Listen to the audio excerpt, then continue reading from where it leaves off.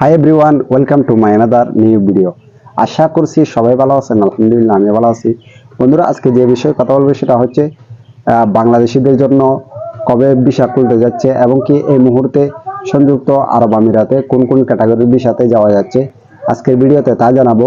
তো ভিডিওটি স্কিপ না করে দেখতে থাকুন। ভিডিওটি ভালো লাগলে লাইক করবেন। যারা এখনো আমার চ্যানেলটি সাবস্ক্রাইব করেন সবাই চ্যানেলটি সাবস্ক্রাইব করে পাশে থাকবেন। বন্ধুরা, আর বেশি দেরি না করে ভিডিওটি শুরু করা যাক। তো বন্ধুরা, সর্বপ্রথম বলতে চাই সংযুক্ত আরব আমিরাত অর্থাৎ দুবাইতে এখন কোন কোন ক্যাটাগরির ভিসাতে যাওয়া যাচ্ছে। তো এখন বলতে চাই, যারা লেবার ভিসায় যাবেন বা ওয়ার্ক ভিসায় যাবেন ভাবতেছেন আপনারা এই মুহূর্তে যাইতে পারবেন না।